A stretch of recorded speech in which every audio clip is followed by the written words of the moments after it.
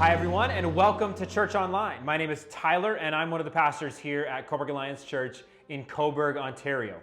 We're so glad that you're joining us this morning. If you're new to Church Online, you'll see to the right of your screen, or just below if you're on a mobile device, some tools to help you enjoy this experience. You're going to see a chat button where you can interact with others. You can take a look at our schedule and can even follow along with the Bible. At the top of your screen, you'll see a connect and a give button. And at the bottom of your screen, there's a button that says request prayer. If there's anything that we can do for you or we can pray for, tap the button. We'd love to pray for you. Well, last week we started a new series called I'll Do It Tomorrow. For the next few weeks, we're talking about things that are always urgent and extremely important. And what happens when you try to put off till tomorrow what needs to be done today.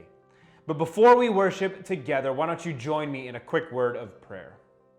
God, we're grateful for today. We're grateful that we can gather together, that even though we're all feeling this lockdown, that God, we can gather in worship. And so God, as we enter into this time of worshiping together, praying together, hearing from your word, God, I pray that you open our hearts, help us to hear and understand and see the things that you want us to today. We pray these things in the name of Jesus. Amen.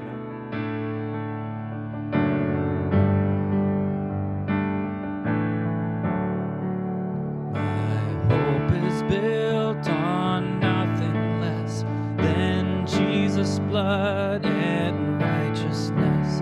I dare not trust the sweetest frame, but wholly lean on Jesus' name. On Christ the solid rock I stand, all other ground is sinking sand, all other ground is sinking sand.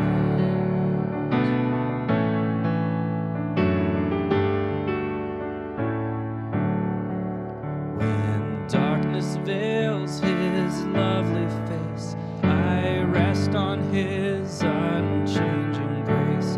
In every high and stormy gale, my anchor holds within the veil. On Christ the solid rock I stand, all other ground is sinking sand, all other ground is sinking sand.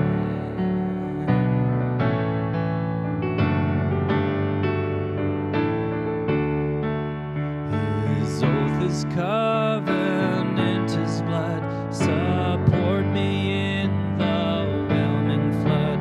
When all around my soul gives way, he then is all my hope and stay.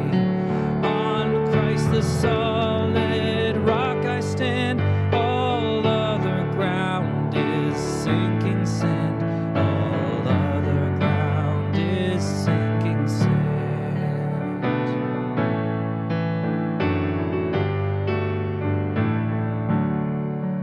When he shall come with trumpet sound, oh may I then in him be found, dressed in his righteousness alone, faultless to stand before the throne. On Christ the solid rock I stand, all other ground is sinking sand, all other ground is sinking sand. On Christ the solid rock I stand, all other ground is sinking sand, all other ground is sinking sand.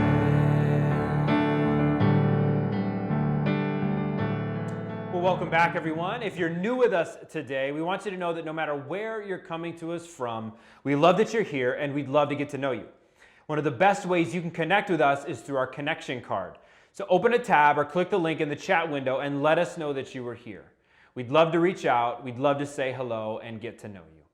As you're well aware, we're in a lockdown, and especially in times like these, we need to continue praying for each other, especially with cases like they are in Northumberland County and beyond.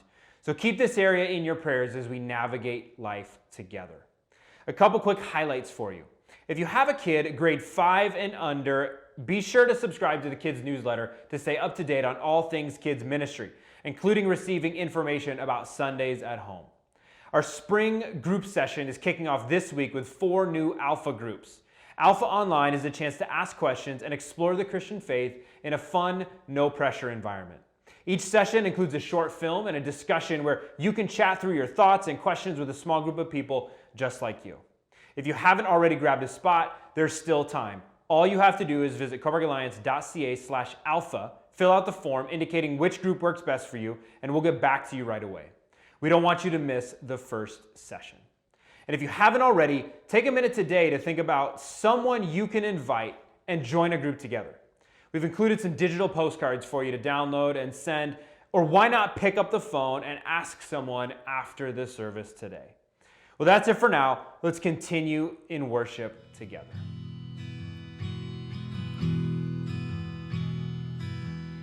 The splendor of the King, clothed in majesty, let all the earth rejoice, all the earth rejoice. He wraps himself in light, and darkness tries to hide, and trembles at his voice, trembles at his voice. How great is our God? Sing with me, how great is our God, and all will see how great is our God.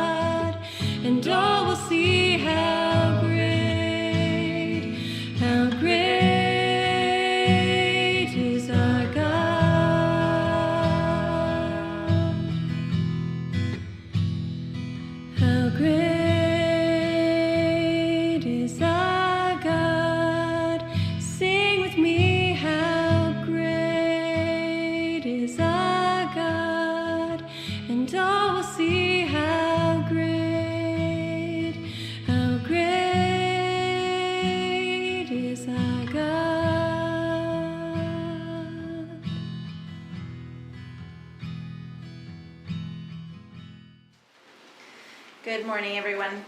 For our prayer time today, we are going to take to heart what Pastor Daryl talked about last week. He shared that praise and thanksgiving is something that we don't want to put off till tomorrow. It's something that we want to do today and every day. So today for our prayer time together, we are going to pray from Psalm 145. It's a psalm of praise of David. We're going to have the words on the screen, so you can go ahead and follow along. Even read them out loud if you would like. Let's pray. I will exalt you, my God and King, and praise your name forever and ever. I will praise you every day. Yes, I will praise you forever. Great is the Lord. He is most worthy of praise. No one can measure his greatness. Let each generation tell its children of your mighty acts. Let them proclaim your power. I will meditate on your majestic, glorious splendor and your wonderful miracles. Your awe-inspiring deeds will be on every tongue. I will proclaim your greatness. Everyone will share the story of your wonderful goodness. They will sing with joy about your righteousness. The Lord is merciful and compassionate, slow to get angry and filled with unfailing love. The Lord is good to everyone. He showers compassion on all his creation. All of your works will thank you, Lord, and your faithful followers will praise you. They will speak of the glory of your kingdom. They will give examples of your power. They will tell about your mighty deeds and about the majesty and glory of your reign. For your kingdom is an everlasting kingdom. You rule throughout all generations. The Lord always keeps his promises. He is gracious in all he does. The Lord helps the fallen and lifts those bent beneath their loads. The eyes of all look to you in hope. You give them their food as they need it.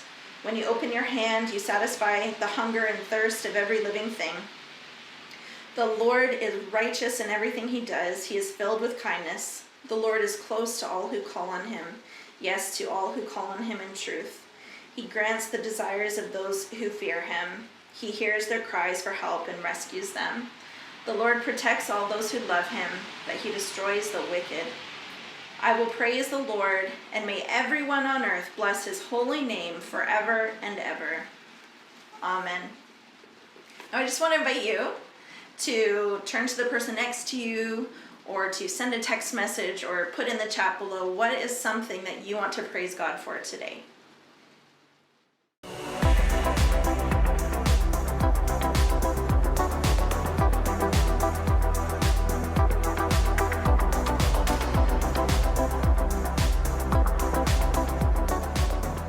All right, good morning, everyone. Welcome to Cobourg Alliance Church. My name is Daryl Buckle. I'm one of the pastors here. If you're a guest with us here today or sometime in the last few weeks and I haven't met you yet, please do jump onto the chat bar. Let us know that you're here. That's kind of the best we can do. So do what people do to get connected these days. Subscribe to our YouTube channel, like us on Facebook, follow us on the Instagram, all that kind of stuff. So that we can reach out to you and say hello so that we can meet you properly, if only virtually for now. So today we are continuing a series called I'll Do It Tomorrow, where each week we're talking about some of the things that you just can't afford to put off. And because people do anyways, what happens when you put off those things that you really shouldn't? Does that make sense? Okay, good. We are going to start with a very quick game, all right? So the game is this. There's a series of yes or no questions. Hope you've got some other people in the room with you. Kind of makes it more fun.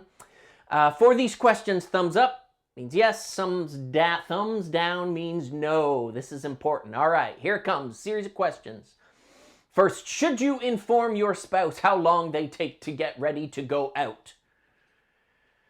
Yeah, did you guys find that helps in Cobourg? I'm kind of new here, so who knows? Maybe it does. Second question: should you spend equal time with each side of your family during holiday seasons, Christmas, Thanksgiving, that kind of stuff? Equal time, biased, yes or no? What do you got? All right. Should you always answer the phone when your spouse or special someone calls? Yeah, there's a maybe. How about this? Should you go to bed angry? Maybe, maybe not. Final question. When you guys look at this dress, do you see black and blue or white and gold? Yeah, do you guys remember this one? Yeah, this this kind of broke the internet a while back, and I'll tell you, I had fights with people that I normally get along with pretty well. Yeah, about this. You think you know someone, right? You think you can trust someone, and then you find out that they see black, like the color of their soul. Yeah, okay, I admit, since that time I found out, to my surprise, I guess to my relief, it's not actually because their souls are black on the inside that they see black and blue when they see this dress. It's not because they're deviant or sinister. It's actually got something to do physically with their eyes, like maybe like a disability or something. I don't know. Okay, that was a joke. Now that I've offended at least half of you, or more, that's how I roll. Today we're talking about some skills. Ironically, I get to talk about some skills that you and I can learn and practice that will not just have the ability to improve relationships for you at work or at home. They actually have the power to improve your relationship with God. So today's topic is absolutely one of those things that you just can't afford to put off until tomorrow. Of course, what are we talking about? We are talking about the practices, the skills around having challenging conversations, having confrontation, and of course, conflict. Yeah, this is the trifecta of healthy relationships. Yeah, that's true. The more you practice these things, when you feel like putting them off, the more you will grow and enjoy great relationships in your life. So this week, let's start with a story. I've read a story about two men who lived in a small village. If you've ever lived in a small town, you guys get this. Everybody knows you. You know everybody. Well, these two gents got into a terrible fight. It was an argument over something. They could not resolve their differences, so they decided to go and talk to their pastor. I guess they thought he could help. So the first man went to the pastor's home and kind of showed up on his doorstep and told his version of what happened. And when he finished, the pastor said, "You know what? You are absolutely right." Yeah, of course, the next night, the second man called on the same pastor, showed up on the same doorstep and told his side of the story. The pastor kind of nodded his head and said, "You know what? You are absolutely right." Of course, afterward, the pastor's wife scolded her husband. "You know, those two men told you two different stories, and you told them that they were both each absolutely right. That's impossible. They can't both be absolutely right." The pastor turned to his wife and said, You're absolutely right. All right. If you're taking notes, I want you to go ahead and write this down.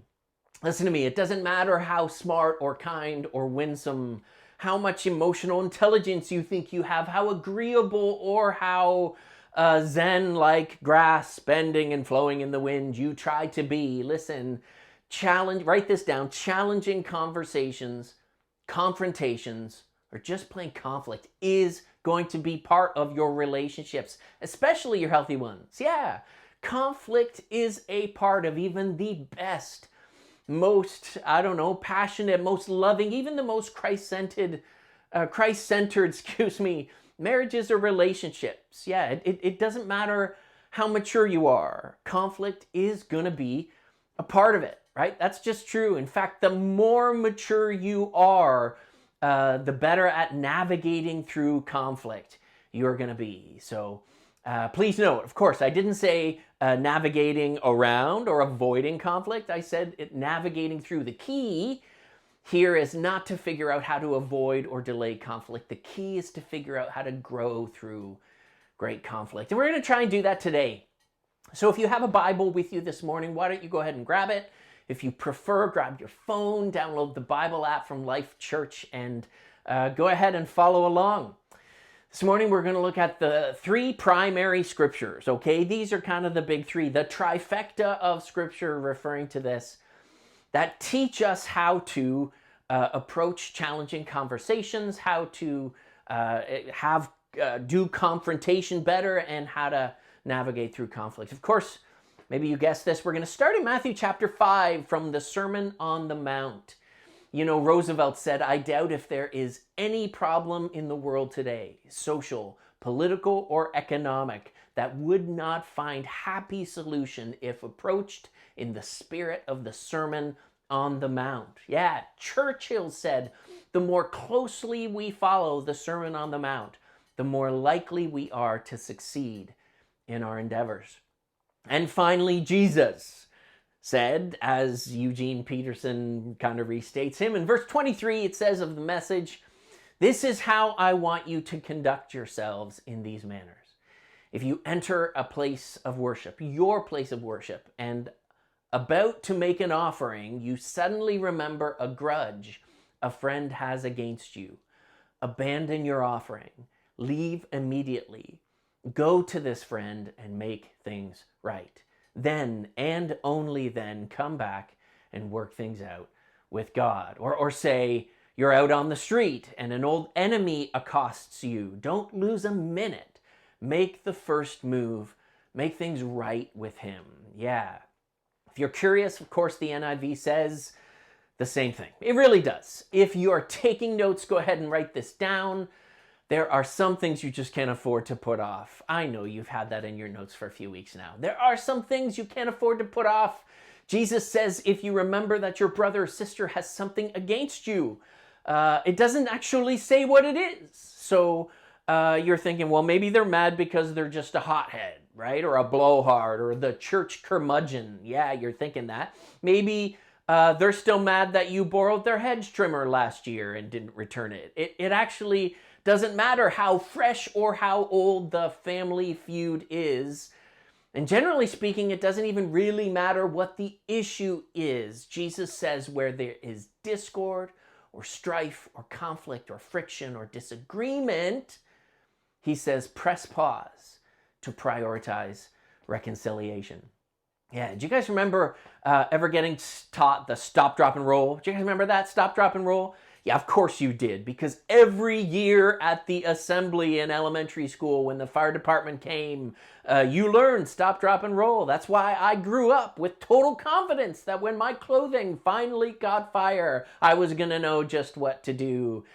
And surprising that it didn't happen anywhere near as often as I expected it to either. I mean, they drilled this into you every year of public school. Well, folks, this morning is a stop, drop, and roll moment. In fact, this is a must-know tool for life, but one you're actually going to be able to use all of the time. Lord willing, you'll never have to use the other one.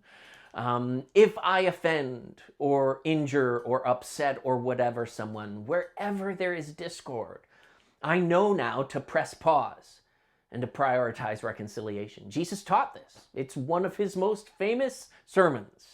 Yeah, wherever there is discord, seek reconciliation. That's a little different than how it goes today, though, isn't it? Today, of course, wherever there is discord, you can just unfriend that guy, right? Unfollow, block their name, cancel that crazy person. That's kind of how we do this today. But Jesus would say that before it gets to that, seek reconciliation. So how do you do that? What, if anything, is the pathway to reconciliation? It's straight from the text. It's not hard. First, prioritize it. Yeah, you got to stop what you're doing, drop what you're holding, go and seek reconciliation. Do whatever you need to do to settle it. Settle it is the goal, right? Settle your differences, your debts. Do I owe you an apology, a debt? What about the hedge trimmer? Maybe it's time you returned that thing. Do what you need to do to make it right. I think that's the point. This, Jesus says, are the first steps on the path to reconciliation. Daryl, you keep saying that word. Of course I do. Reconciliation is the word I chose. It's from the Greek dialasso, which means, yes, sometimes it means to change someone's mind. And maybe there are times where you have to try and settle an argument and change someone's mind. But more importantly, reconciliation means to exchange one thing for another. That's cool, eh? Yeah, have you ever tried to change someone's mind? Yeah, how'd that work out for you? It's not actually that easy, but if you approach the conversation looking for things to exchange, you can actually exchange greetings. That's a good start. You can exchange misunderstanding for clarity. You can exchange frustration for maybe non-judgmental acceptance. You can exchange suspicion. Anybody want to admit that it's come to that? You are now suspicious of that person. You don't trust that guy because they did something to offend you, and you have been rehearsing that thing in your mind so long, ruminating on that offense for so long. They've never admitted it once. You know what that means? Yeah, it means they must be hiding all sorts of skeletons, right? They must be crooked, emotionally unstable, maybe theologically suspect, morally compromised. Am I talking to anybody? You can exchange suspicion for vulnerability, for openness, and maybe even for understanding or respect. In fact, you can exchange prejudices, prejudgments for just that, for respect. If you go in looking to win, you probably lose. If you go in looking for a meaningful exchange, then reconciliation is possible. I actually want you to take notes and write that down. If you go in looking for a win, what's going to happen? Yeah, you're probably going to lose. Somebody has to lose if you're going in looking for a win. But if you go in looking for a meaningful exchange, reconciliation will surprise you. Yeah, so Jesus says where there is discord or strife or conflict or friction or disagreement or offense. Daryl, why are you reading all of these other words from the thesaurus? Because there's a chance you're not willing to admit yet this talks to you. Where any of these things are happening, seek reconciliation and don't put it off. That's what Jesus says. Don't put it off. Some things are just too important to put off till tomorrow, and Jesus says your relationships are one of them. So if you put off reconciliation, what happens? Well, suspicion grows. That offense, it grows. Misunderstanding, it grows too. Do you need a minute to let that sink in? Yeah. If you put off reconciliation, if you put off these kinds of conversations, all of that stuff that's tormenting you is just going to grow. Yeah, okay, let's flip to Matthew chapter 18. Yeah, the second of our trifecta of key verses. Of course, in Matthew 5, we talked about discord, broken or strained relationships caused by misunderstanding or offense or hurt feelings, even accidents, that kind of thing, where you might be in some ways responsible. That was the key from our first text. You might be the one at fault. But Matthew 18 is for when things have escalated or as it says in verse 15, if your brother or sister sins, some manuscripts say sin against you. If they sin against you, has that ever happened to you? Well, of course, obviously, as long as there are other people, humans living on the planet, this is probably going to happen. You're going to feel or experience the hurt or the damage caused by someone else's sin. That is going to happen, and I know you know this. It's happened already many times. In Matthew 18, Jesus tells you what to do when that happens, not if, but when. And of course, I bring that up because while Matthew 18 is wise, I don't want you to hear me saying or suggesting that this is wisdom. Yeah, do you need me to say that again? While Matthew 18 is wise, it's not wisdom. Yeah, it's not just good advice. It's God's prescription for the most complicated relational conflict that happens between people. Matthew 18 is prescriptive. It tells you what to do.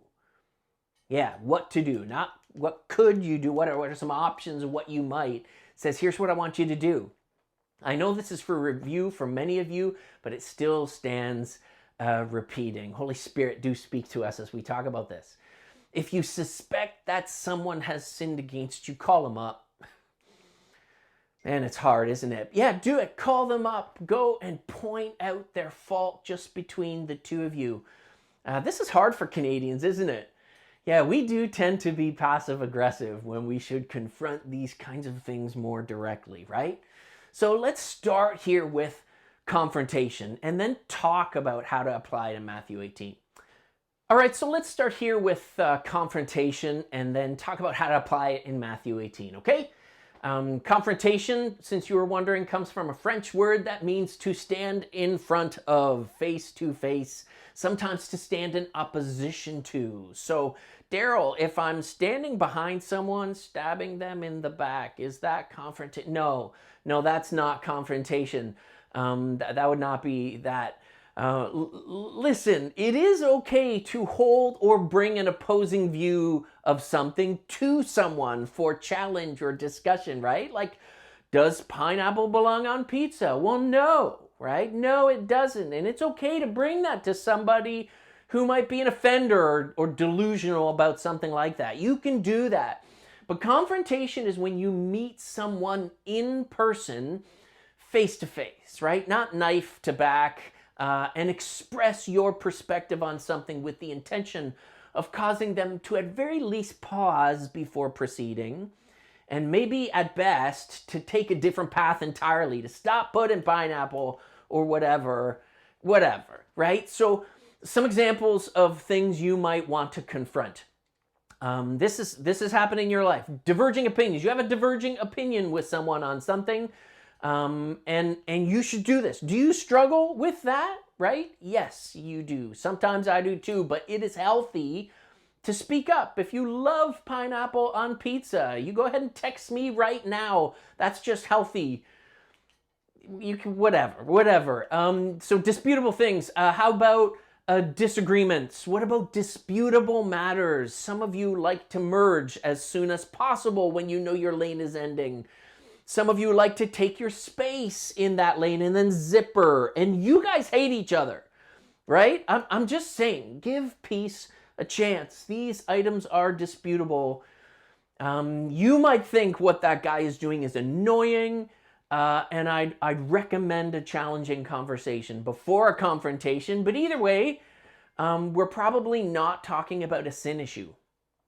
And I don't think you should be wishing eternal conscious torment on that guy who puts pineapple on his pizza.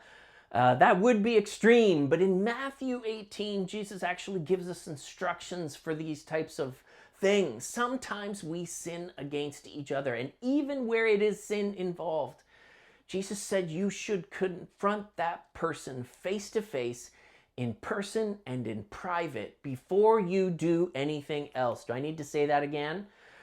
Before you gossip, before you get the scuttlebutt, before you find out if anyone else has seen the same thing, before you build an army of agreement around you, Jesus says, talk to the person in person and in private. Because sometimes people fall into sin. Yeah, they fall into sin sometimes. And if you go to that person in love and talk to them about what you've seen, many times that person will stop doing that thing that hurts you or that's hurting them. And if you do it well, they will find a friend in you. And I think that's what Jesus had in mind. Jesus says, if they listen to you, you have won them over. The crowd cheers and we all live happily ever after, I should say. That really is the best outcome to the situation. But if you've tried this, you know it doesn't always happen that way. Yeah, if it seems like they don't respond to the way you want them to respond, you actually you can expect that one of two things is actually happening in that situation. One is this person maybe is not ready to listen, right? That happens sometimes. They are stuck somehow in that sin, or stuck not being able to see that sin. Matthew 18 tells you what your next step could be in that situation if that's the case. But listen, the other thing that might be happening is something else that Jesus talked about in that amazing sermon that he gave that sunny afternoon on the Mount. So we're actually going to flip back there, Matthew chapter 7. But first, how many of you have heard of the axiom, when all you have is a hammer, everything starts to look like a nail? Yeah, I suspect some of the folks in the crowd that day had mustered the courage to practice confrontation.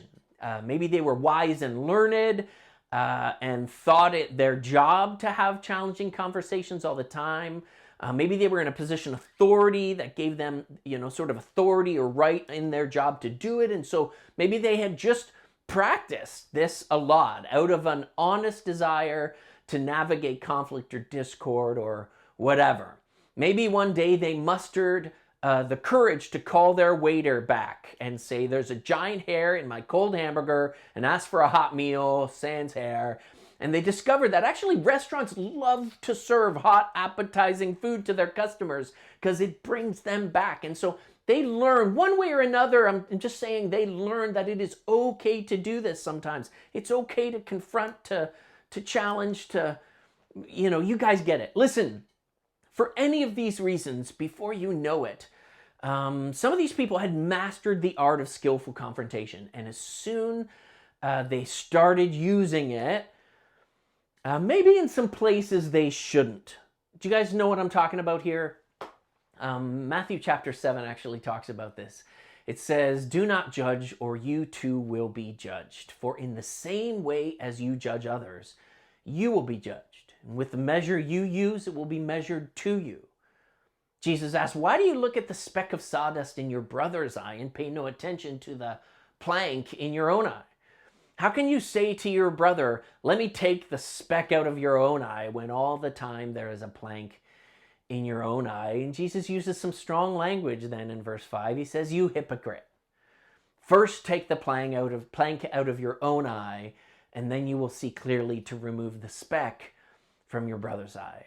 I just bring that up, listen, because sometimes, I'm just saying, sometimes there is stuff going on in our own hearts or our own lives that make it difficult to see clearly what's going on in our brother's life. Yeah, that happens sometimes. And even if what you're seeing is actually there in your brother's life, if the only tool you've got is a hammer, you can actually do more damage than good swinging it at everything you see. Does that make sense? Does that make sense? So Jesus gives us all fair warning as we're trying to navigate conflict healthfully. He says, "Careful now. With the measure you use, it will be measured back to you. The same way you judge others, you will be judged." And listen, all series long, we've been saying there are some things you can't afford to put off till tomorrow.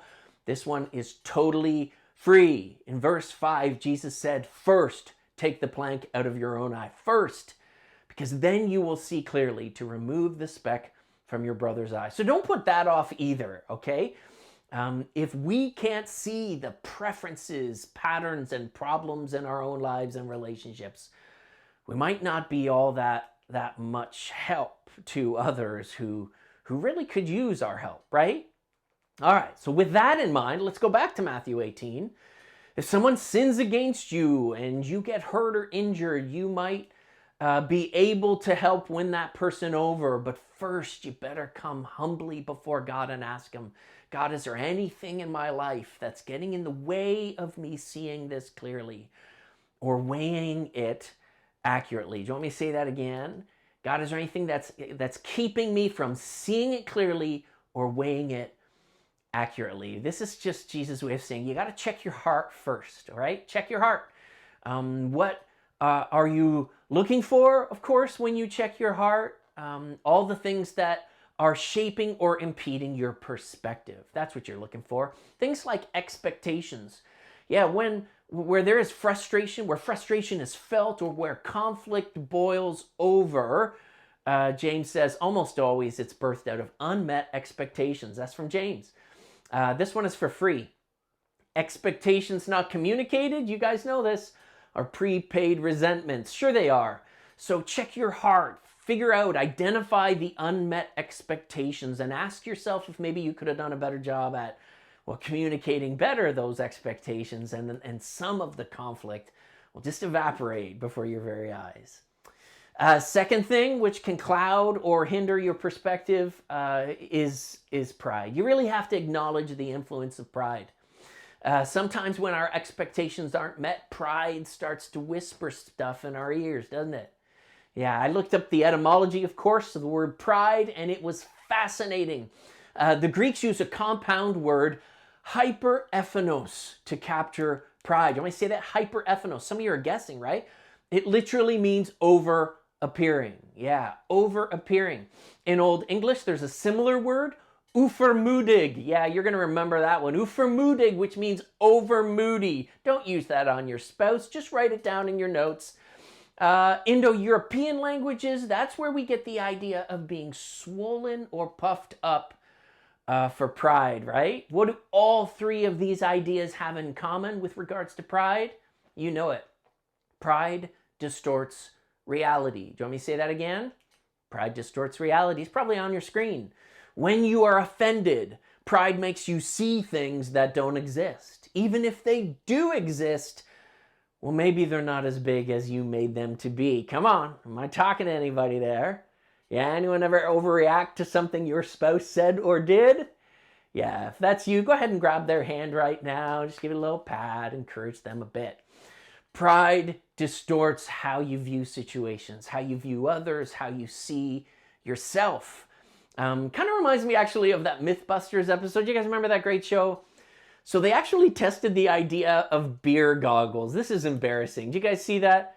Do you guys remember what beer goggles are all about? It's the idea that people around you become more attractive the more alcohol you consume. Yeah, that's just weird, right? But think about this. When you start rehearsing how the other person did this or said that, ruminating on the offense, there's a good chance you've got your pride goggles on. Yeah, and that it's distorting the way things really appear. When you start to think of someone as bad, especially when compared to you, you are good, you're good, or they're wrong when seen through the lens of your right and uprightnessedness. When you notice just how mean the people are around you vis-a-vis your kindness, there's a chance, folks, a pretty good chance that pride is coloring your reality a bit. That's just true. 9 times out of 10, pride is why you can't let it go either. Yeah, right? You can't let it go. Why you feel like you need to win this and every argument. That's just pride. And listen, you probably know this too, but remember, you can win the argument or you can win the other person's heart, but you probably can't do both. Yeah, so you need to ask yourself, is it more important for you to be right than it is for you to stay close friends or to stay married with that person? You should ask that. And of course, finally, listen, the next time you find yourself in conflict or facing some misunderstanding, remember, sometimes the best thing you can do is just walk away. Okay, I know that's different than what you may have heard, and it's different than the question I asked at the start of the message, and maybe it even comes as a surprise, given that our whole series about things you can't afford to put off. But I want you to follow me here. If you've left your gift at the altar and rushed off to confess, if you've witnessed or experienced an offense or an injury and you've leaned into confrontation and you're sure that your heart is in the right place, your perspective is clear, you've tried to reason with this person, maybe they quoted scripture, maybe you've begged, baby, if you love me, won't you please open that door. Listen, when nothing seems to work, remember this. No one ever changed someone's heart by twisting their arm. You know, you just can't manipulate people and change their hearts. Some of you, every time you face conflict, you feel all this pressure to win the argument, to force the issue to a resolution, and you end up just escalating the issues. So at the start, I asked you to vote if you should let the sun go down on your anger. And that, of course, was a bit of a setup, because you guys know if you answered that with thumbs up or thumbs down, I forget how I asked it. Ephesians 4, you know it. It says, don't sin by letting anger control you. Don't let the sun go down while you're still angry. And that really is great advice. Don't put off challenging conversations, confrontations, or even conflict. Learn how to lean into those things in a healthy way, and you will build some amazing and trusting friendships. Ephesians 4, though, is actually a quote from Psalm 4, which says, don't sin by letting anger control you. Think about it overnight and remain silent. Yeah, well, that's kind of some good advice too, isn't it? Sometimes you should zip it and walk away for just long enough to check your heart and maybe gain perspective or clarity. Maybe calm down and let them, calm down too. So, obviously you want to know which verse is right. They're both right. They are absolutely. You're absolutely right, this pastor says. Don't let anger get the best of you. If you need to take a walk and then come back. Okay, then come back. And don't hear me saying that you should abandon any relationship where there's conflict. That's, of course, not what I'm saying. Some things are too important to put off, but your relationships are too important to ride in guns blazing with your fly down or something. There's a difference between resolving your anger and resolving the issue. Sometimes the smartest thing you can do is walk away so that you can resolve the anger, so that you can see clearly to figure out and negotiate what the real issue is. Does that make sense? Okay, very quickly, some final thoughts. Listen, challenging conversations, confrontation, and even conflict are all a part of healthy relationships. And occasionally or eventually, you're going to find yourself in conflict that despite your best efforts, you're just not going to be able to resolve without help. If you're at an impasse and you value that relationship, get some help. Find a friend who you trust to tell you the truth, someone you trust to help you see through the distortions of pride, to help you process your anger so you can start sowing kindness again, and someone to remind you that the people God places in our lives are there for a reason. Yeah, this is especially true of your spouse. That person sitting next to you is God's gift to you. Yeah, it's his best plan to help you become the person he created you to be. So if you're having trouble, listen folks, in your marriage and you can't figure it out, please talk to a counselor. Maybe before your marriage is in crisis. You know, counselors aren't just there for crisis, they're actually there to help coach you into health. So let's just make a commitment to these relationships at the start. Can we do that? All right, let's pray. Father, we come to you humbly. We say it's the prayer of our hearts. We want to become better at navigating conflict. We don't want to be fearful people who avoid conflict and confrontation, who rarely engage in meaningful, challenging conversations. God, we want to be people with the courage to risk honesty, to risk vulnerability for the sake of the best kind of relationships. And so, God, I pray that you give us that courage. Where there are wounds from the past, from when conversations kind of deteriorated or when relationships fell apart, God, I pray that you would heal our hearts, put a guard over our hearts so that we might walk well, no matter what the risk, so that we might make wise decisions and have vulnerable conversations despite the risk, for the sake of the reward, which is being able to love you, God, more and love others as you love us. So help us to do this so that, God, our lives would be for the sake of the praise of your glory. And it's in your name, Jesus, we pray. Amen.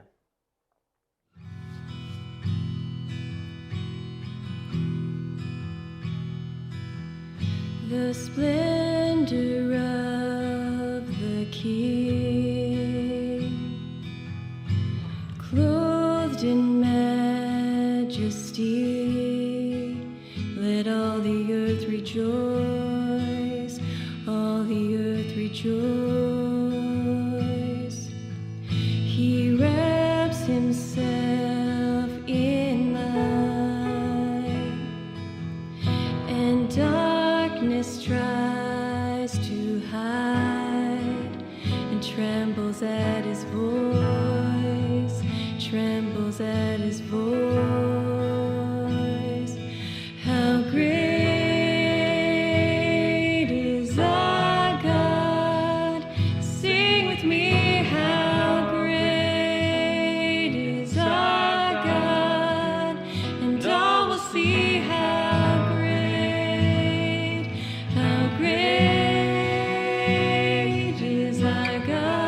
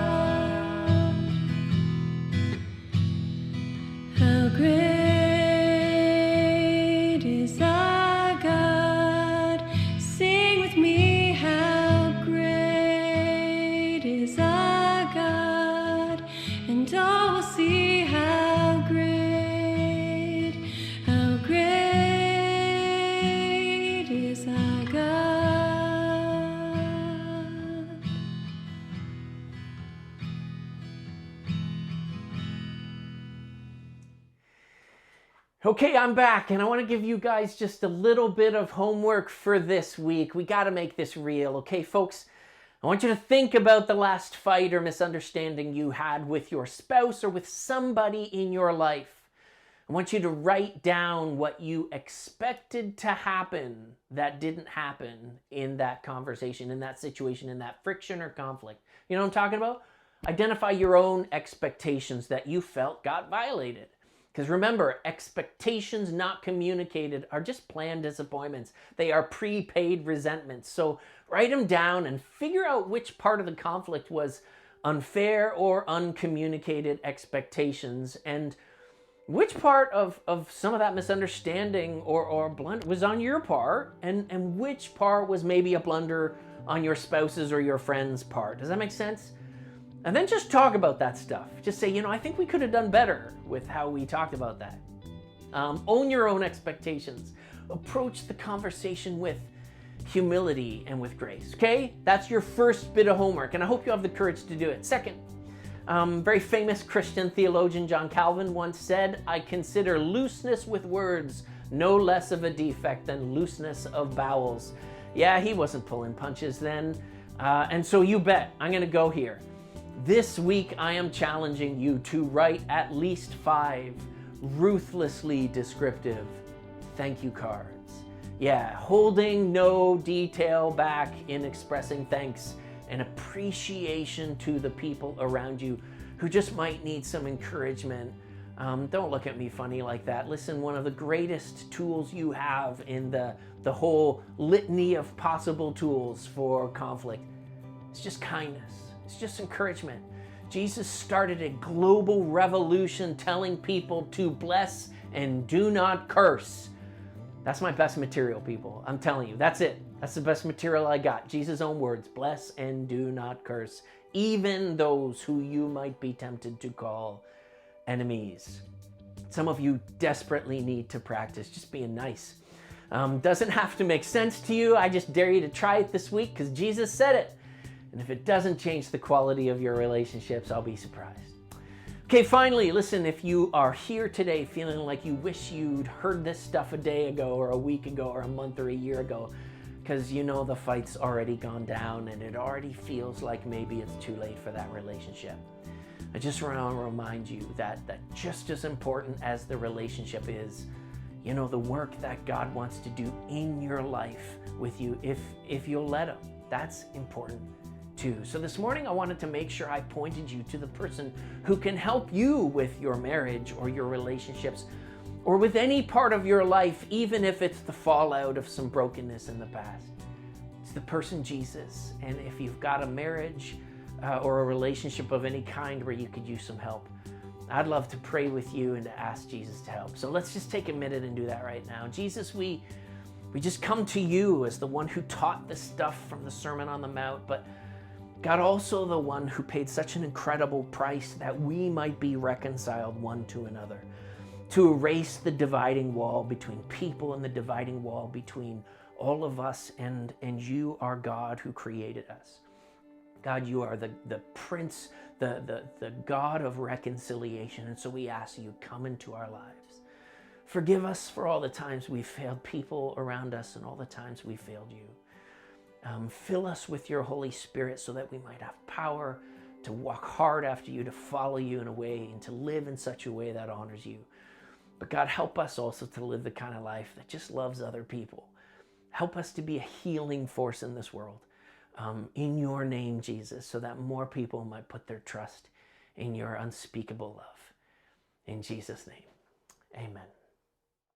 Well, thanks again for joining us for today's worship service. Before we go today, we want to thank you. We want to thank you for your ongoing support of the ministries here at Cobourg Alliance Church. If you'd like to find out more about becoming a partner, why not head over to our website at the end of the service and click the Give button at the top of the page. As we head into a new week, we hope many of you will be part of the Alpha Online series. And if you haven't registered yet, do it now. You'll be glad that you did. Well, that's it for us, Cobourg Alliance Church. We love you, and we'll see you again next week. Bye-bye.